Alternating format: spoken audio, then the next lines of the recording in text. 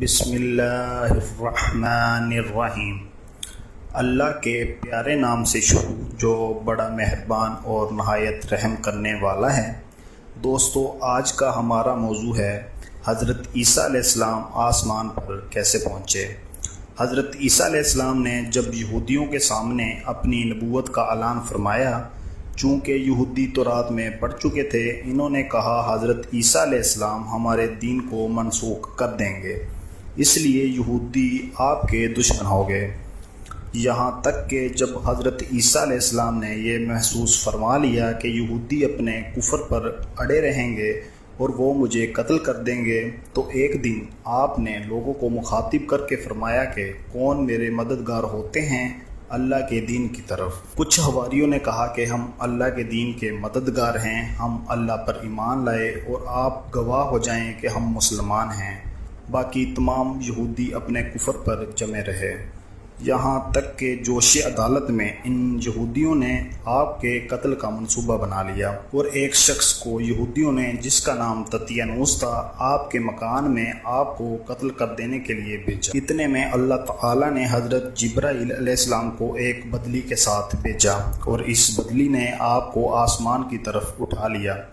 آپ کی والدہ جوش محبت میں آپ کے ساتھ چمٹ گئی تو آپ نے فرمایا، اماں جان، اب تو قیامت کے دن آپ کی اور ہماری ملاقات ہوگی، اور بدلی نے آپ کو آسمان پر پہنچا دیا۔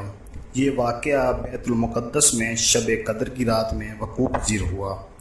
اس وقت آپ کی عمر شریف بقول علامہ جلال الدین 33 برس کی تھی۔ تطیانوس جب بہت دیر مکان سے باہر نہ نکلا تو یہودیوں نے مکان میں گھس کر دیکھا تو اللہ تعالیٰ نے تطیانوس کو حضرت عیسیٰ علیہ السلام کی شکل کا بنا دیا تھا۔ تب یہودیوں نے تطیانوس کو حضرت عیسیٰ علیہ السلام سمجھ کر قتل کر دیا۔ اس کے بعد جب تطیانوس کے گھر والوں نے غور سے دیکھا تو صرف چہرہ حضرت عیسیٰ علیہ السلام کا تھا اور باقی سارا بدن تطیانوس کا ہی تھا۔ تطیانوس کے خاندان والوں نے یہ کہا کہ اگر یہ مقتول حضرت عیسیٰ علیہ السلام ہیں تو ہمارا آدمی تطیانوس کہاں ہے، اور اگر یہ تطیانوس ہے تو حضرت عیسیٰ علیہ السلام کہاں گئے۔ اس خود یہودیوں میں جنگ و جدال کی نوبت آ گئی اور خود یہودیوں نے ایک دوسرے کو قتل کرنا شروع کر دیا اور بہت سے یہودی قتل ہو گئے۔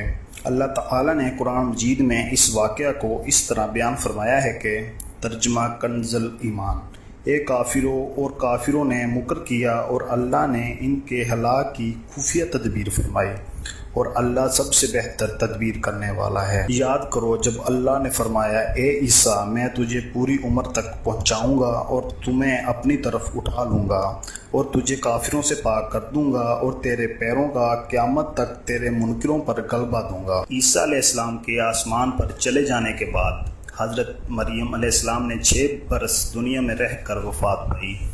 بخاری مسلم کی روایت ہے کہ قرب قیامت کے وقت حضرت عیسیٰ علیہ السلام زمین پر اتریں گے اور نبی اکرم صلی اللہ علیہ وآلہ وسلم کی شریعت پر عمل کرتے ہوئے اور دجال و خنزیر کو قتل فرمائیں گے۔